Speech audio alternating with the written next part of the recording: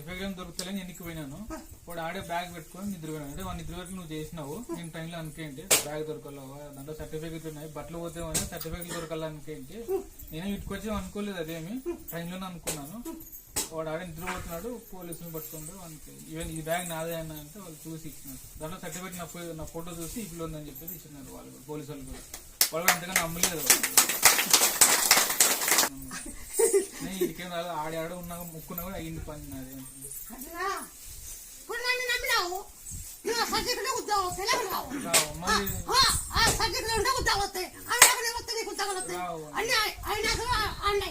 hostel ఉన్నట్లు